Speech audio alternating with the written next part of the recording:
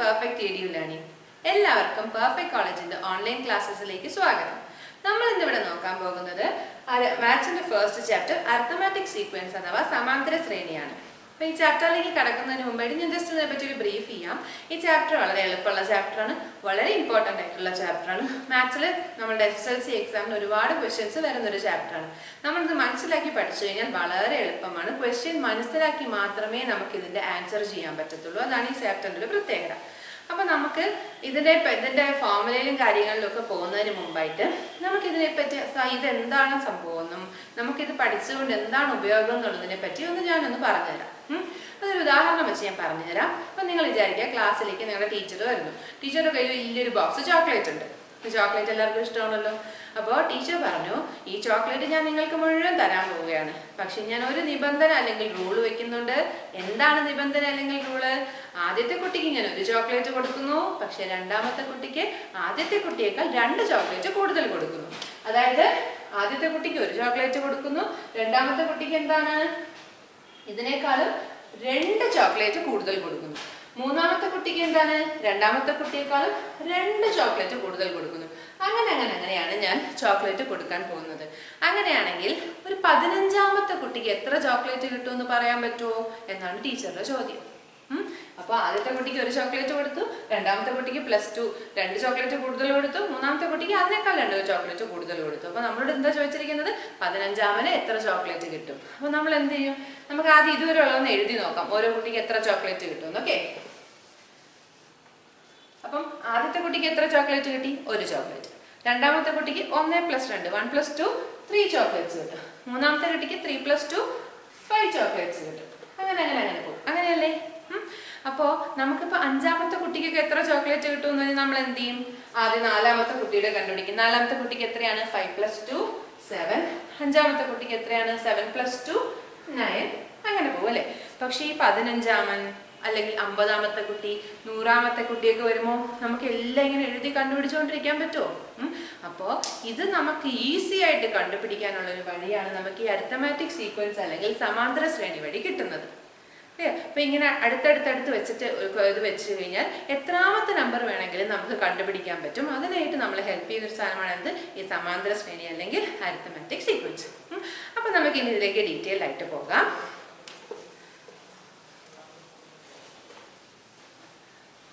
ആദ്യമായി നമുക്ക് ഇതിനകത്ത് സീക്വൻസ് എന്താണെന്ന് നോക്കാം. ഇതിനകത്ത് നമുക്ക് ആദ്യം നമ്മൾ പഠിക്കാൻ പോകുന്നത് സീക്വൻസും അരിത്തമാറ്റിക് സീക്വൻസും തമ്മിലുള്ള ഒരു വ്യത്യാസമാണ് പഠിക്കാൻ പോകുന്നത്. അപ്പം ഞാൻ ഇപ്പം എഴുതിയ ആ ഒരു എക്സാമ്പിളിന് ഞാൻ ഒന്നുകൂടെ എഴുതാം. 1 3 5 7 9 ഇങ്ങനെയല്ലേ? ഇങ്ങനെ പോകും. അങ്ങനെയല്ലേ നമ്മുടെ സീക്വൻസ് എഴുതുന്നത്?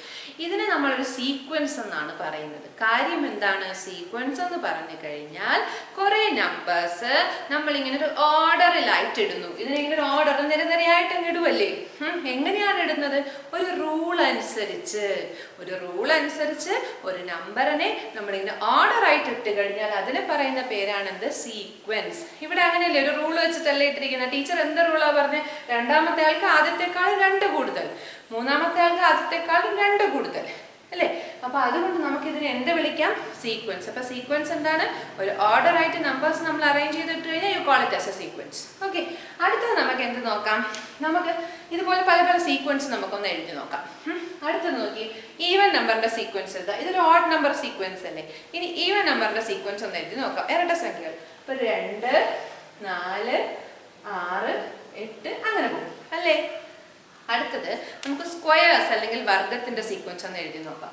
അപ്പോൾ 1 സ്ക്വയർ 1 2 സ്ക്വയർ 4 3 സ്ക്വയർ 9 4 സ്ക്വയർ 16 അങ്ങനെ അല്ലേ? അടുത്തത് നമുക്കൊരു 2ന്റെ പവറിന്റെ സീക്വൻസ് എഴുതി നോക്കാം. അപ്പോൾ 2⁻1 2 2 സ്ക്വയർ 4 2 ക്യൂബ് 8 അതുപോലെ പോകും. ഇനി നമുക്കൊരു കാര്യം ചെയ്യാം. ഇതെല്ലാം ഒരു റൂൾ വെച്ചല്ലേ എഴുതിയിരിക്കുന്നത്. ആദ്യത്തതിന്റെ റൂൾ എന്താണ്? Odd numbers. രണ്ടാമത്തെ റൂൾ എന്താണ്? Even numbers. മൂന്നാമത്തത് എന്താണ്? സ്ക്വയേഴ്സ് അല്ലെങ്കിൽ വർഗം. നാലാമത്തത് എന്താണ്? 2ന്റെ പവേഴ്സ്. എല്ലാം ഒരു റൂൾ പ്രകാരമാണ് ഈ നമ്പേഴ്സിനെ നമ്മൾ അറേഞ്ച് ചെയ്തിട്ടിരിക്കുന്നത് അല്ലേ? അപ്പൊ ഇനി നമുക്ക് ഇവ തമ്മിലുള്ള വ്യത്യാസം നോക്കാം. ഇവയുടെ ഈ ഓരോ പൊസിഷനിലുള്ള നമ്പേഴ്സും ഓരോ ക്രമത്തിൽ കിടക്കുന്ന നമ്പേഴ്സും തമ്മിൽ എന്താ വ്യത്യാസമുള്ളത് നമുക്കൊന്ന് നോക്കാം. അപ്പൊ ഇവിടെ നോക്കിക്കേ, 3ൽ നിന്ന് 1 കുറയ്ക്കുമ്പോൾ എന്ത് കിട്ടും? 2 കിട്ടും. 5ൽ നിന്ന് 3 കുറയ്ക്കുമ്പോൾ എന്ത് കിട്ടും? 2 കിട്ടും. 7ൽ നിന്ന് കുറയ്ക്കുമ്പോൾ എന്ത് കിട്ടും? 2 കിട്ടും. ഇവിടെയും 2 കിട്ടും. അപ്പൊ എല്ലായിടത്തും എന്താണ് വ്യത്യാസം വന്നിരിക്കുന്നത്? +2 ആണ് ഇവിടെ വന്നിരിക്കുന്ന വ്യത്യാസം. അടുത്തത് ഇവിടെ നോക്കിക്കേ, ഇവിടെയും എന്താണ് വ്യത്യാസം?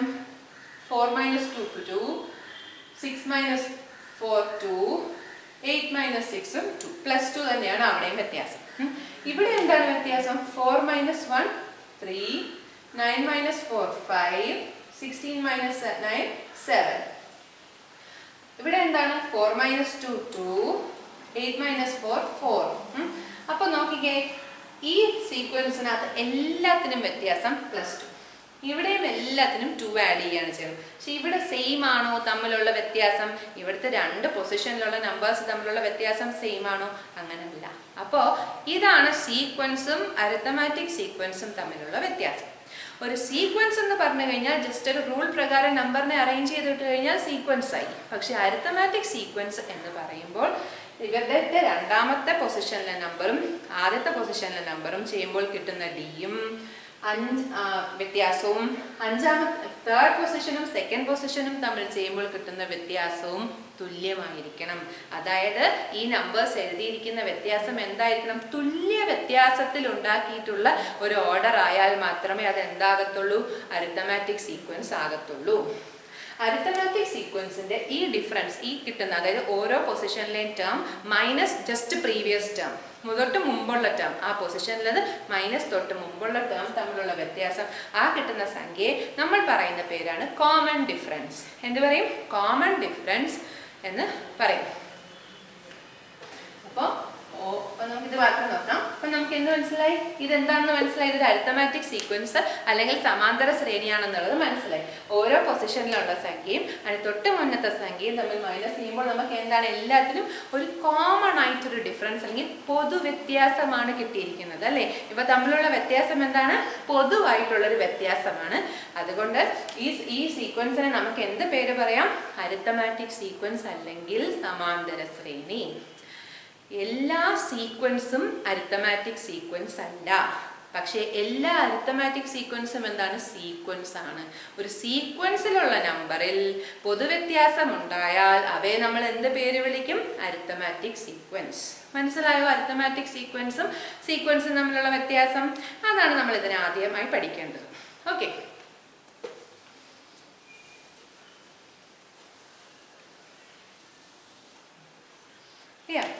അപ്പോൾ നമുക്ക് ഇതിനെ, ഈ സീക്വൻസിനെ, ഈ അരിത്തമാറ്റിക് സീക്വൻസ് നമുക്ക് കുറച്ചുകൂടെ ഒന്ന് പരിചയപ്പെടാം. Okay.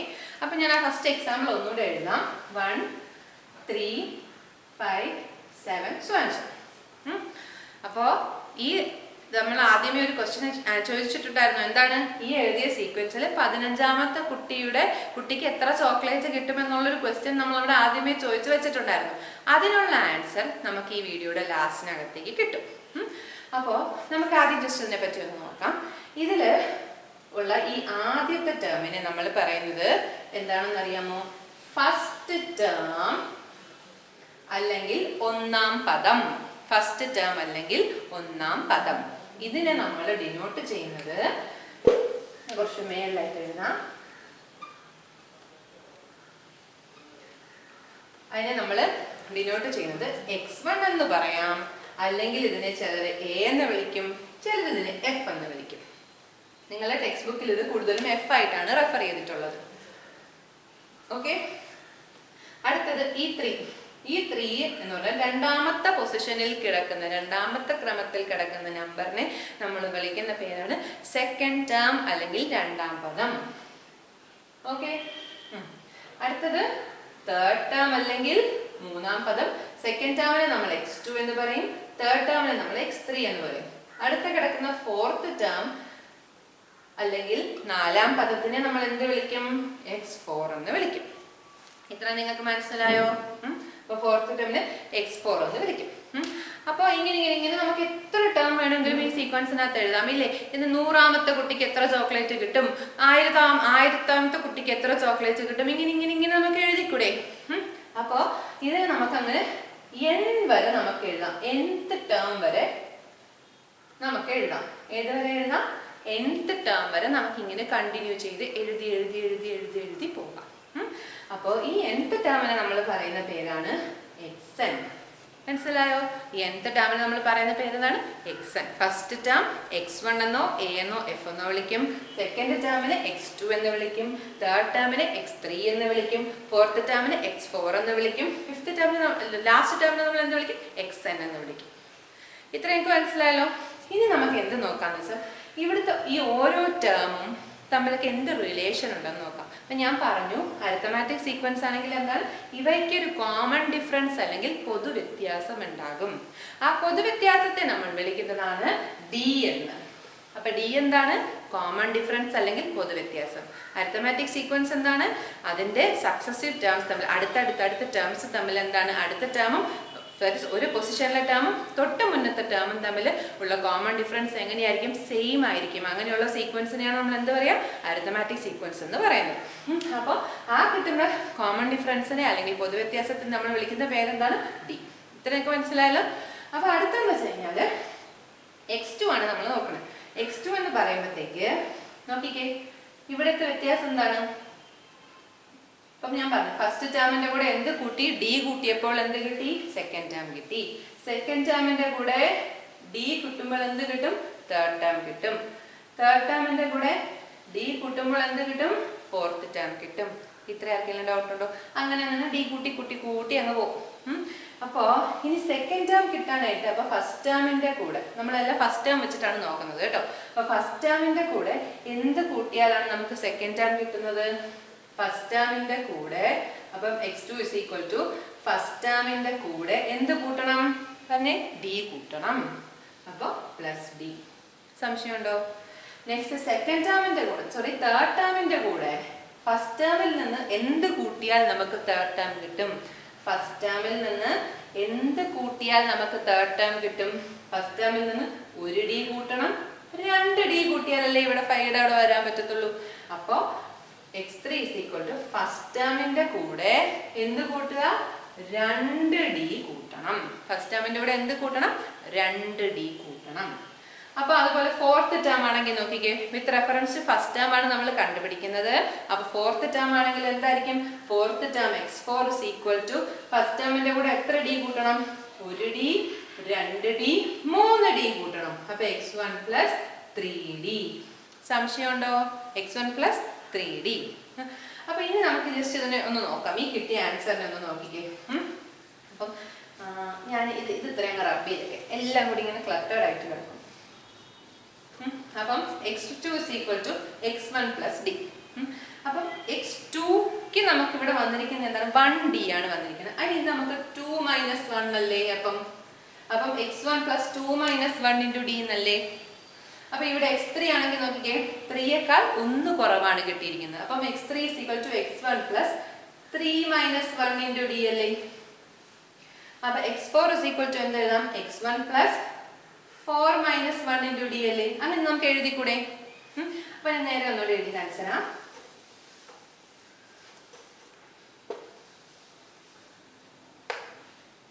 x2 is equal to x1 plus d ആണ്. അതിന് നമ്മൾ എന്ത് എഴുതുന്നു? 2 minus 1 into d എന്ന് എഴുതും. x3 is equal to എന്താണ്? x1 plus 2d ആണ് അല്ലേ? x1 plus 2d. അതിന് എന്ത് എഴുതും? x1 plus 3 minus 1 into d എന്ന് എഴുതും. x4 is equal to x1 plus 4 minus 1 into d. അങ്ങനെയല്ലേ? x4 നാലാമത്തെ ടേം കിട്ടണമെങ്കിൽ എന്താ? ആദ്യത്തെ ടേമിന്റെ കൂടെ 3 d കൂട്ടണം അല്ലേ? അപ്പം 4 minus 1 into d. അപ്പൊ അങ്ങനെയാണെങ്കിൽ xn-ന് നമുക്ക് എന്ത് എഴുതാം? പറഞ്ഞേ. xn is equal to x1 plus n minus 1 into d എന്ന് എഴുതിക്കൂടെ? xn is equal to x1 plus n minus 1 into d എന്ന് എഴുതിക്കൂടെ? ഇതാണ് നമ്മളുടെ അരിത്തമാറ്റിക് സീക്വൻസിന്റെ nth ടേം കണ്ടുപിടിക്കാനുള്ള ഇക്വേഷൻ. അരിത്തമാറ്റിക് സീക്വൻസിന്റെ nth ടേം കണ്ടുപിടിക്കാനുള്ള ഇക്വേഷൻ ആണ് നമ്മൾ ഈ എഴുതിയിരിക്കുന്നത്. ഓക്കെ,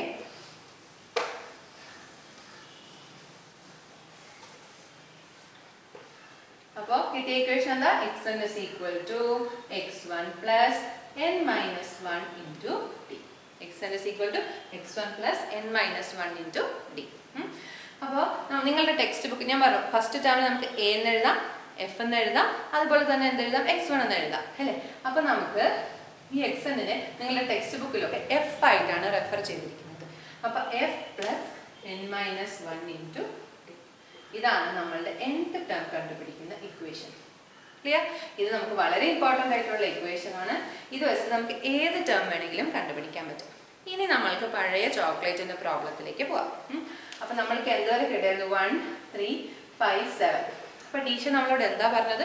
15ാമത്തെ കുട്ടിക്ക് എത്ര ചോക്ലേറ്റ് കൊടുക്കണം എന്നുള്ളത് നമ്മൾ കണ്ടുപിടിച്ചു പറയണം. അതല്ലേ നമ്മളോട് പറഞ്ഞത്? അപ്പൊ നമുക്ക് നോക്കാം. അപ്പോ ഈ ഇക്വേഷൻ നമുക്ക് സബ്സ്റ്റിറ്റ്യൂട്ട് ചെയ്ത് നോക്കാം. അപ്പം എക്സ് എത്രാമനെയാണ് കണ്ടുപിടിക്കേണ്ടത്?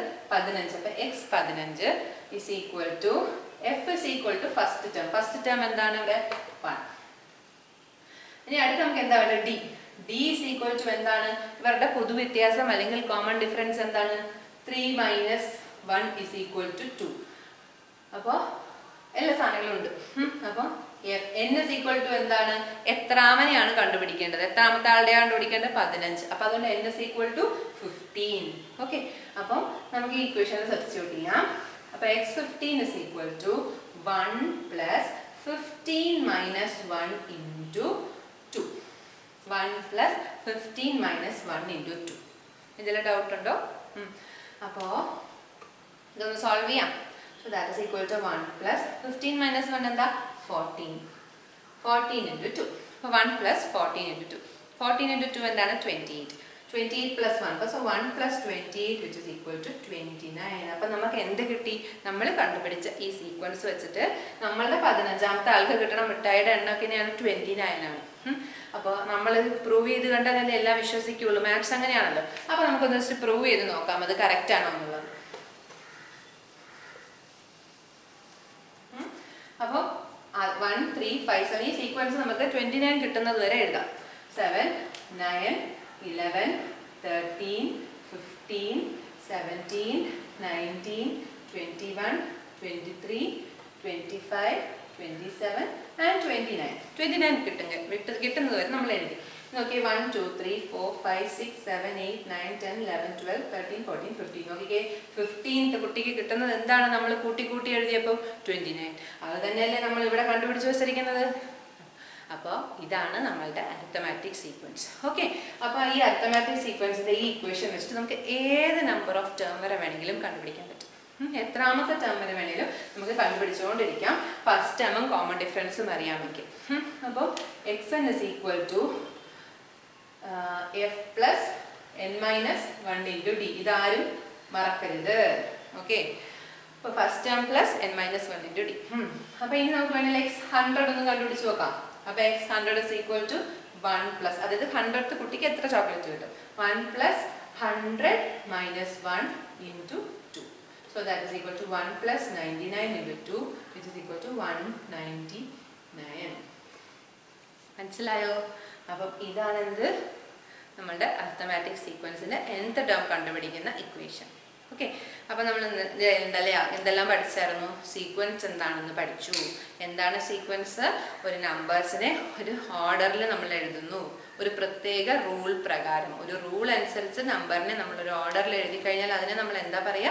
Arithmetic sequence. ഓക്കെ, ഒരു സീക്വൻസ് എപ്പോഴാണ് അരിത്തമാറ്റിക് സീക്വൻസ് ആകുന്നത്? അവയുടെ രണ്ടാമത്തെ number minus first number equal to ഒരു ഡി കിട്ടുന്നു. അടുത്ത മൂന്നാമത്തെ നമ്പർ മൈനസ് സെക്കൻഡ് നമ്പർ ഒരു ഡി കിട്ടുന്നു. ആ ഡി എല്ലാം സെയിം ആണെങ്കിൽ നമ്മൾക്ക് എന്ത് പറയാം? ആ സീക്വൻസ് ഒരു അരിത്തമാറ്റിക് സീക്വൻസ്. അതായത് ഇവയുടെ ഓരോ ടേംസ് തമ്മിലും ഒരു പൊതുവായ വ്യത്യാസം അല്ലെങ്കിൽ കോമൺ ഡിഫറൻസ് ഉണ്ടെങ്കിൽ അവയെ നമ്മൾ എന്ത് പറയും? അരിത്തമാറ്റിക് സീക്വൻസ് എന്ന് പറയും. അരിത്തമാറ്റിക് സീക്വൻസിന്റെ nth ടേം കണ്ടുപിടിക്കുന്ന ഇക്വേഷൻ എന്താണ്? xn is equal to f plus n minus 1 into d. അപ്പോൾ നമുക്ക് ഈ വീഡിയോയിൽ ഇത്രയും മതി. ഇനി അടുത്ത ക്ലാസ്സിൽ നോക്കാം.